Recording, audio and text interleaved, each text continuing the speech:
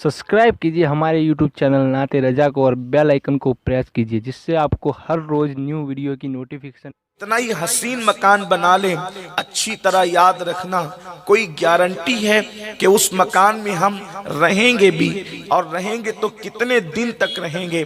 आप मुझे बताएं। खूबसूरत से खूबसूरत मकान बनाने वाले, मकान अभी तैयार भी नहीं हुआ और उनका इंतकाल हो जाता है, या मकान तैयार हुआ अभी उसका इफ्तिताह ही हुआ था, अभी उसका इनॉग्रेशन ही हुआ था कि किसी बनाने वाले का, मेहनत करने वाले का इंतकाल हो जाता है। ये बार बार हमारे तजुर्बे में है। चले ठीक है, अगर कोई खुशनसीब उस मकान में रहे भी तो कितने दिन तक रहेगा? हमने एसी लगाई, हमने पंखे लगाए, हमने लाइट लगाई, सारी खूबसूरत चीज रखी, लेकिन आप मुझे बताएं कितने दिन रहोगे? इसकी गारंटी है। लेकिन आओ, एक मकान वो भी है जिसमें रहना यकीनी है, और अल्लाह अकबर, उसमें गारंटी भी है कि रहना कितने दिन तक के है।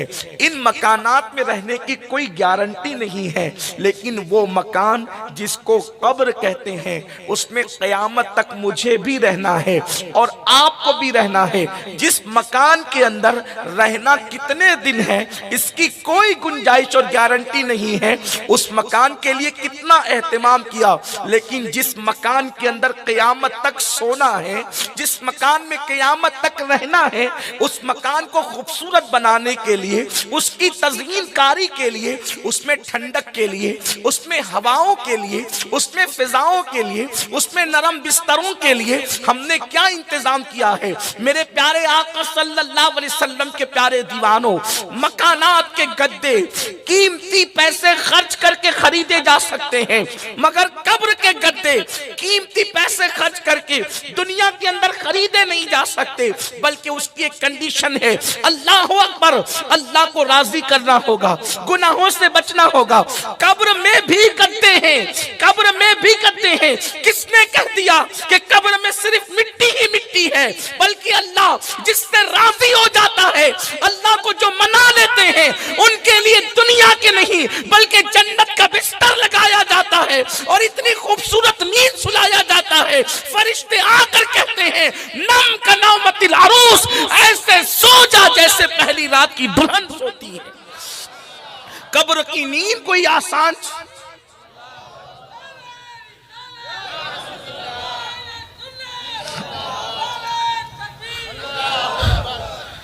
दुनिया के गद्दों पे सो तो देर तक सोने वाले की कमर दर्द करने लगती है, मगर कब्र में जो जन्नत का बिस्तरा है, अगर उस पर किसी खुशनसीब को सुला दिया जाए, अगर उस पर किसी खुशनसीब को सुला दिया जाए, तो खुदा की इज्जत की कसम, जब वो सोएगा और क़यामत के दिन उठेगा तो उसको ऐसा लगेगा जैसे मैं रात को सोया था और सुबह को मैं बेदार हो गया। सुभान अल्लाह, सुभान अल्लाह। ये है जन्नत के बिस्तर की बरकत।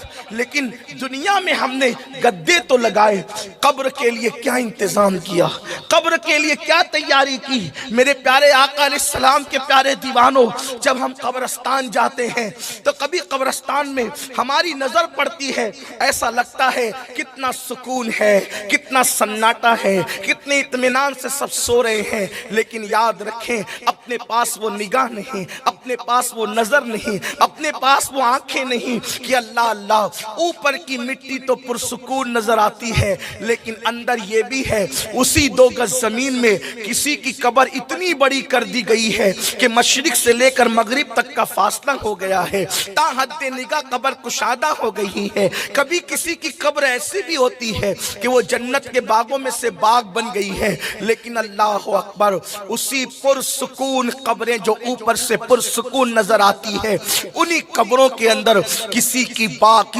कब्र जन्नत के बागों में से बाग बनी है, और किसी की कब्र जो है जहन्नम के गढ़ों में से एक गड़ा बन गई है। हाँ हाँ, वो सांपों का बसेरा, वो बिच्छुओं का बसेरा, वो फरिश्तों के हाथों में आग के हथौड़े, वो फरिश्तों के हाथों में आग के गुजे। मेरे प्यारे आका صلی اللہ علیہ وسلم کے پیارے دیوانوں مجھے بتاؤ، دنیا کی رنگ ریلیوں میں زندگی گزارنے والوں، کبھی سوچا کہ 2 گز زمین کے اندر ہمیں بھی جانا ہے؟ 5-5 ایکڑ زمین پہ اترانے والوں، 50-50 ایکڑ زمین پہ اترانے والوں، 100 ایکڑ زمین کو اپنے نام پہ کرنے والوں، کبھی سوچا بھی کہ مالدار بھی مرے گا تو 2 گز زمین ہی ملے گی، غریب بھی مرے گا تو 2 گز زمین ہی ملے گی، امیر بھی مرے گا تو 2 گز زمین ہی ملے گی، فقیر بھی مرے گا تو 2 گز زمین ہی ملے گی۔ آؤ اس قبر کے لیے کیا تیاری کی ہے میرے پیارے آقا صلی اللہ علیہ وسلم کے پیارے دیوانوں؟ قبر آخر قبر ہے، قبر آخر قبر ہے۔ حضرت سیدنا امیر المومنین عثمان ذو النورین رضی اللہ تبارک و تعالیٰ عنہ جب بھی کسی قبر پر جاتے تو وہاں پہ کھڑے ہو کر اتنا روتے کہ ایسا لگتا کہ روتے روتے آپ کی جان نکل جائے گی۔ یہ کون عثمان غنی ہے؟ یہ وہ عثمان غنی جسے 2 مرتبہ رسول اللہ کا داماد بننے کا شرف حاصل ہوا ہے۔ یہ کون عثمان غنی ہے جس نے اپنی زندگی میں 2 مرتبہ جنت کو خریدا ہے؟ اور اللہ کے رسول نے ان عثمان غنی کے لیے کہا جنگ تبوک کے موقع پر کہ آج کے بعد عثمان کچھ بھی کرے، یہ کچھ بھی کرے میں نبی کا اختیار دیکھیں۔ اللہ کے حبیب صلی اللہ علیہ وآلہ وسلم فرماتے کچھ بھی کرے، جو جی میں آئے کرے۔ سرکار فرماتے یہ جنت ہی میں جائے گا، کچھ بھی کرے جنت ہی میں جائے گا۔ جس کو اللہ کے رسول نے یہ گارنٹی دی ہو کہ عثمان کچھ بھی کرے جنت ہی میں جائے گا، وہ عثمان غنی جب قبروں پر کھڑے ہوتے تھے تو اتنا روتے تھے ایسا لگتا تھا جیسے آپ کی جان نہ نکل جائے۔ لوگ کہتے تھے امیر المومنین آپ قیامت کا ذکر سن کر اتنا نہیں روتے جتنا آپ قبروں کو دیکھ کر کے روتے ہیں۔ تو عثمان غنی فرماتے ہیں قبر آخرت کی پہلی منزل ہے، قبر آخرت کی پہلی منزل ہے۔ اگر انسان کا معاملہ یہاں درست رہا تو آگے کے سارے معاملات درست رہیں گے، اور انسان یہیں پر ناکام ہو گیا تو آخرت میں ناکامی ہی ناکامی کا منہ دیکھنا ہوگا۔ میرے پیارے آقا صلی اللہ علیہ وسلم کے غلاموں، آئیے اب تھوڑی دیر ذرا قبر کی سیر کرتے ہیں۔ آپ نے باغوں کی سیر تو کی ہوگی، آپ نے شہروں کی سیر تو کی ہوگی، آؤ ذرا تصور کی دنیا میں ہم تھوڑا قبروں کی سیر کر لیتے ہیں۔ یہ قبریں کیا ہے؟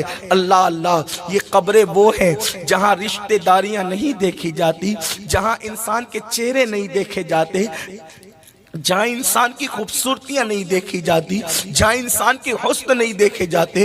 اللہ اکبر، قبر میں تو چھوٹی چھوٹی باتوں پر بھی عذاب دیا جاتا ہے۔ بے شمار ایسی قبروں کا ذکر احادیث میں ملتا ہے۔ کسی قبر پر، قبر والے پر صرف اس لیے عذاب ہو رہا تھا کہ وہ پیشاب کے چھینٹے سے نہیں بچتا تھا۔ تھوڑی توجہ کرنا، تھوڑا غور کرنا، راتوں کو زنا کے اڈوں کی طرف قدم بڑھانے سے پہلے، نرم گدوں پر لیٹ کر زنا کے مناظر دیکھنے سے پہلے، کانوں میں ایئر فون لگا کر گانے سننے سے پہلے، کسی عورت پر بد نظری کرنے سے پہلے تھوڑا تصور کر لینا آخر قبر ہے، آخر قبر ہے۔ انسان کتنی ہی تدبیر کر لے آخر قبر ہے۔ اور یہ قبر کیا ہے؟ قبر کیسے کیسوں کو دباتی ہے، کیسے کیسوں۔ میں اور آپ تو کوئی شمار ہی میں نہیں، اپنی تو کوئی حیثیت ہی نہیں۔ میں تھوڑی سی ایک حدیث پر آپ سب کی توجہ چاہتا ہوں، بڑی مشہور حدیث ہے، صحیح میں موجود ہے، اس پر آپ کی توجہ چاہتا ہوں۔ اور آپ نے اس کو کسی دوسرے باب کے اندر سنا ہے، میں اس کو کسی دوسرے باب میں ذکر کرنا چاہتا ہوں، اور آپ سب کی توجہ۔ ہم سوچتے ہیں اللہ کریم ہے یار، قبر میں کیا ہوگا، بلکہ ہم تو شعر پڑھتے ہیں نا، قبر میں لہرائیں گے تا حشر چشمے نور کے۔ میں بھی پڑھتا ہوں، آپ بھی پڑھتے ہیں، لیکن یاد رکھنا یہ شعر پڑھنے کے حق ان کو تھے جن کی تہجد بھی فوت نہیں ہوتی تھی۔ یہ شعر پڑھنے کے حق ان کو تھے جنہوں نے جانے تو دے دی مگر سنتوں کے خلاف عمل نہیں کیا۔ یہ شعر پڑھنے کے حق ان کو تھے، اللہ اکبر، جن کی نگاہیں کبھی نہیں اٹھی۔ جانتے ہیں جس امام نے یہ شعر کہا ہے نا، قبر میں لہرائیں گے تا حشر چشمے نور کے جلوہ فرما ہوگی جب طلعت رسول اللہ کی، اس امام کے تقوی کا حال یہ تھا کہ خود کے شہر کا باغ انہوں نے ساری زندگی نہیں دیکھا۔ ایک مرتبہ جبل پور سے واپس ہوتے ہوئے اپنے گھر جا رہے تھے، اسٹیشن پر اتر کر گھر جا رہے تھے تو اچانک نظر پڑ گئی تو مولانا عید الاسلام عبدالسلام سے ختم ذکر کرتے ہیں، چلتے چلتے بریلی کے باغ پہ نظر پڑ گئی۔ جس نے کبھی باغ کو بھی قصدن نہیں دیکھا، ان کو حق تھا یہ شعر پڑھنے کا۔ جو ہیرو ہیروئن کو ننگا ناچتے دیکھے، انہیں کیا حق ہے یہ شعر پڑھنے؟ آپ مجھے بتائیں، آج اپنے اعمال پر نظر کریں، اپنے اعمال پر نظر کریں اور اس کے بعد پھر اپنی بڑی بڑی باتوں کو دیکھیں۔ آج میرا جوان اللہ والوں سے سنی ہوئی باتوں کو اپنی زبان سے دہراتا ہے، یار ہم جنت میں نہیں جائیں گے تو کون جائے گا؟ جنت تو اپنے باپ کی ہے۔ ایسا لگتا ہے جیسے باپ سے خریدوا کر کے بک کرا رکھا ہے۔ جس کو یہ حق تھا کہ جنت میرے باپ کی کہنے کا، وہ سیدہ طیبہ طاہرہ مخدومہ کائنات سیدہ فاطمہ الزہرا اپنے مصلی پر رویا کرتی تھی اللہ کی خشیت سے۔ اور یہاں کچھ بھی زندگی میں نہیں، نہ اللہ کے لیے رونا، نہ اللہ کے لیے عمل کرنا۔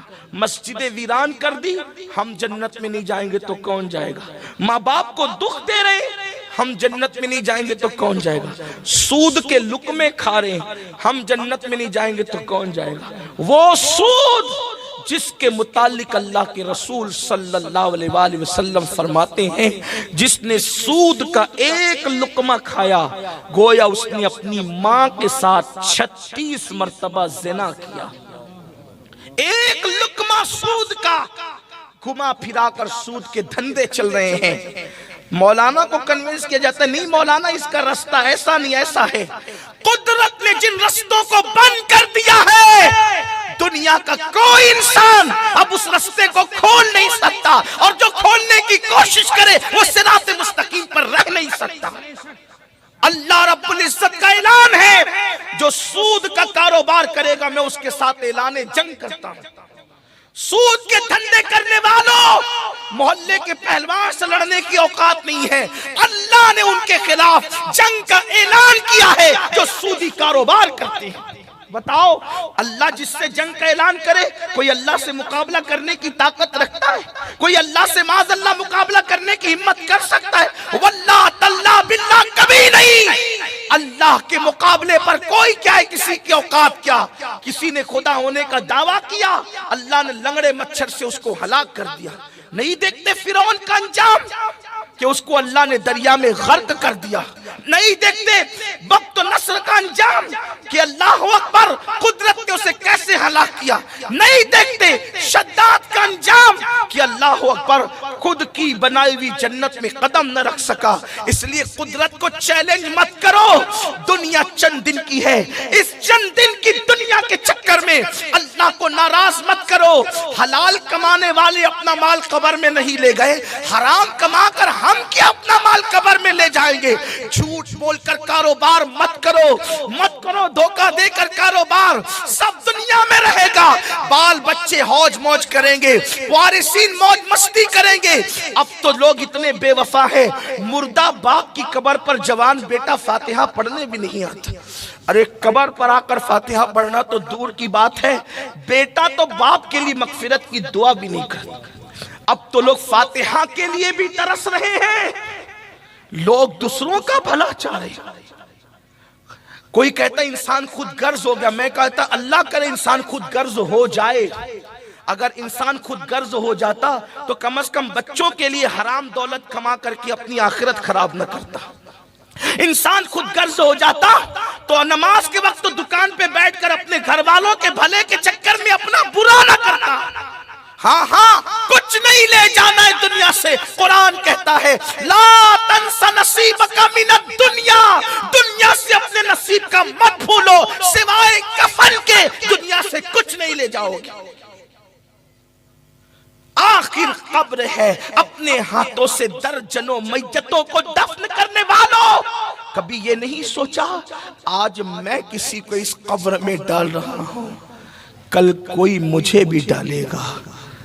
کتنی دولت اکٹھا کر لو، ہر کپڑے اپنی پسند کے خریدے تھے، کتنے قیمتی خریدے تھے، 4-4 6-6 دکانوں میں کپڑے ہمیں پسند نہیں آتے تھے، لیکن جو آخری کپڑا پہنایا جائے گا وہ خود کی پسند کا بھی نہیں ہوگا، اس میں کوئی جیب نہیں ہوگی، وہ سلا ہوا نہیں ہوگا، لپیٹ دیے جائیں گے کفن میں۔ عمل اچھے ہیں تو ٹھیک ہے، ورنہ وہ کفن بھی آگ بنے گا، اس کفن کو بھی آگ کی شکل دے دی جائے گی، اوپر مٹی مٹی، نیچے مٹی، دائیں مٹی، آگے مٹی، پیچھے مٹی۔ کن کے لیے؟ جنہوں نے خدا کو راضی نہیں کیا، اور جنہوں نے راضی کیا آپ تو سن چکے، ان کے لیے تو جنت کا بستر ہے۔ ہائے اپنا ہوگا کیا؟ قرآن کہتا مِنْہَا خَلَقْنَاكُمْ، اسی مٹی سے پیدا کیا، مٹی سے پیدا ہوئے ہیں۔ مت غرور کرو اپنی جوانی پر، مت غرور کرو اپنی دولت پر، مت گھمنڈ کرو اپنے علم پر، مت گھمنڈ کرو اپنے خوبصورت چہروں پر۔ مولائے کائنات شیر خدا علی مرتضیٰ کے ہاتھ میں ایک خوبصورت مٹی کا پیالہ آیا تو مولا مشکل کشا اس پیالے کو دیکھ کر رونے لگے۔ اس روایت کو امام قرطبی نے لکھا ہے، خوبصورت پیالے کو، مٹی کے پیالے کو دیکھ کر مولا مشکل کشا رونے لگے۔ کسی نے کہا علی کتنا خوبصورت پیالہ دیکھ کر آپ روتے ہیں؟ فرماتے تم خوبصورت پیالہ دیکھ رہے ہو، میں اس خوبصورت پیالے میں ان خوبصورت چہروں کی مٹی ملی ہوئی دیکھ رہا ہوں جن کے چہرے مٹی میں ملے تھے، اور اس مٹی سے یہ پیالہ بنایا گیا ہے۔ کسی صوفی بزرگ نے فرمایا تھا کہ زمین سے خوبصورت پھول یوں ہی تھوڑی کھلتے ہیں، زمین سے خوبصورت پھول یوں ہی تھوڑی کھلتے ہیں، کتنے گلاب سے چہرے زمین میں ملتے ہیں تب کہیں جا کر خوبصورت پھول کھلتے ہیں۔ اسی لیے تو خوبصورتی کو دیکھ کر لوگ مسکراتے ہیں۔ یہ بلبل پاگل ہوا ہے کہ یہ پھولوں کو دیکھ کے روتا ہے؟ یہ پھول دیکھ کر کیوں روتا ہے؟ ہم پھول کا حسن دیکھتے ہیں، بلبل پھول میں ان خوبصورت چہروں کی مٹی دیکھتا ہے جو اس مٹی میں مل کر کے پھولوں کو جنم دیتے ہیں۔ سوچو تو صحیح اپنی مٹی کا حال کیا ہوگا؟ اپنی دنیا کی فکر کرنے والوں، اپنی قبر کا اسی مٹی سے پیدا کیے گئے، اکڑ کر زمین پہ چل رہے ہیں، دولت پہ اترا رہے ہیں، کسی کو کچھ نہیں سمجھ رہے ہیں، اللہ کو بھول چکے، رسول اللہ کے قانون کو پیٹ کے پیچھے ڈال چکے، داڑیاں مڈا کر گٹروں میں پھینک رہے ہیں۔ آج کل لڑکیوں کا حسن ہی سب کچھ ہو گیا، گانے بازی سب کچھ ہو گئے، مسجد سے دین سے دوری سب کچھ ہو گئی۔ یاد رکھنا مِنْہَا خَلَقْنَاكُمْ۔ امام غزالی رحمت اللہ علیہ لکھتے ہیں میرے استاد نے دیکھا ایک جوان بہت تکبر سے گھمنڈ سے زمین پہ اترا کے چل رہا تھا۔ آج کل کے لڑکے بڑے گھمنڈی طور پہ چلتے، ایئرپورٹ پہ دیکھیں، اسٹیشن پہ دیکھیں، وہ کچھ اگر ان کے بازو تھوڑے سے موٹے ہو جائیں نا، مسل ان کے اگر پھول جائیں تو اس پر پتیاں پھول خدا جانے کیا کیا بناتے، اس پر بھی اور پھر کمر پر بھی۔ اب تو کمر بھی کھول کے چل رہے ہیں کہ دیکھیں کہ میں کتنا خوبصورت ہوں۔ اس دور میں کوئی بیل بوٹا تو نہیں تھا، لیکن وہ اپنے مسل پر، بازو پر جو ہے اور اپنے موٹے جسم پر اترا کے چل رہا تھا۔ امام غزالی کہتے ہیں میرے استاد نے کہا بیٹے اکڑ کر مت چل، اکڑ کر چلنا زیب نہیں دے، تکبر صرف اللہ کی شان ہے، بندے کے لیے اس کی اجازت نہیں ہے۔ لیکن وہ جوان ہی کیا جو بات سن لے، جوان تو اپنے آپ کو دل ہوشیار سمجھتے ہیں نا، پلٹ کر کہا آپ نہیں جانتے میں کون ہوں، اپنی اصلاح کرنے کی بجائے کہتا ہے آپ نہیں جانتے میں کون ہوں۔ وہ امام غزالی کے بھی استاد تھے، پلٹ کر کہا بیٹے اچھی طرح جانتا ہوں تو کون ہے، بہت اچھی طرح جانتا ہوں تو کہا بتائے میں کون ہوں۔ فرمایا سن، تیری ابتدا منی کا ناپاک قطرہ ہے، نطفہ ہے تیری ابتدا، اور تیری انتہا قبر کی سڑی ہوئی مٹی ہے، یہی تیری حقیقت ہے۔ جو ناپاک قطرے سے پیدا ہوا ہو اور قبر میں بدبودار مٹی بن جائے، اسے اکڑ کر چلنے کا حق کیا ہے؟ اگر خدا کو راضی نہ کر سکے تو کتے کی مٹی میں اور انسان کی مٹی میں فرق کیا ہے؟ انسان اگر خدا کو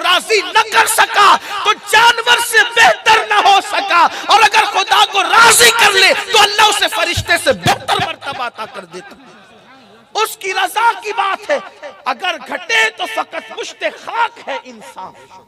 انسان کی حقیقت کیا ہے؟ اگر گھٹے تو فقط مشت خاک ہے انسان، اور اگر بڑھے تو وسعت کونین میں سما نہ سکے۔ بڑے تو پھر کونین کی وسعت سمٹ آتی ہے اس کے وجود میں، اتنا بڑا ہے، اور گھٹ جائے، کردار اچھا نہ، اخلاق اچھا نہ، بولی اچھی نہ، جو ماں بہن کی گالیاں دیتے ہو انہوں نے خدا کو کب منانا ہے؟ غریب نواز کا مہینہ شروع ہو گیا، عرس کے ایام شروع ہو گئے۔ سرکار غریب نواز اپنے ملفوظات میں کہتے ہیں، جس نے کسی مومن کو گالی دی توبہ سے پہلے مر گیا تو مجھے ڈر لگتا ہے کہ کہیں وہ کافر ہو کر نہ مرے، اس کا ایمان نہ۔ کتنی مومنوں کو تو اپنی جگہ ہے، خود کی بیوی کو لوگ گالی دیتے ہیں، ماں بہن کی گالیاں بیوی، اور اسی کو مردانگی سمجھتے ہیں۔ مردانگی گالی دینے کا نہ، وہ بزدل ہے جو بیوی کو گالی دیتا ہے، وہ بزدل ہے جو بیوی کو مارتا ہے۔ مردانگی کس سے کہتے ہیں پتہ ہے؟ جانے مردانگی کی طرف دیکھو۔ ام المومنین حضرت عائشہ صدیقہ فرماتی ہیں کہ میرے نبی نے اپنی بیویوں میں کبھی کسی بیوی کو ڈانٹا تک نہیں، کسی کو نہیں ڈانٹا، بلکہ الٹ ہم یہ کرتے تھے، خود ہی لڑتے تھے، ناراض ہو کے بیٹھ جاتے تھے، حضور ہمیں منانے کے لیے تشریف لایا کرتے تھے۔ یہ حضور کا کردار ہم سب بھول گئے۔ تو بات دور نہ نکل جائے، عرض کر رہا تھا کہ قبر میں کون کون کس کس عالم میں رہا، اور واللہ یہ صرف عبرت کے لیے ہے اور کوئی بات نہیں۔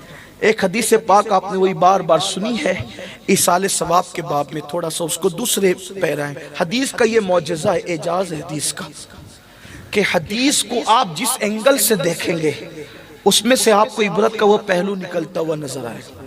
میں سوچتا ہوں جب غالب اور اقبال کی شاعری میں اتنی معنویت ہے تو حضور علیہ السلام کا کمال کی معنویت کا عالم کیا ہوگا؟ میرے امام کہتے ہیں فصحا عرب کے بڑے بڑے تیرے آگے یوں ہے دبے لچے، کوئی جانے منہ میں زبان نہیں بلکہ جسم میں جان نہیں۔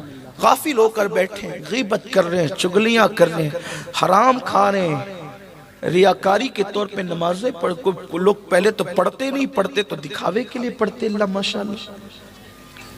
غسل بھی صحیح نہیں ہے، وضو بھی صحیح نہیں ہے،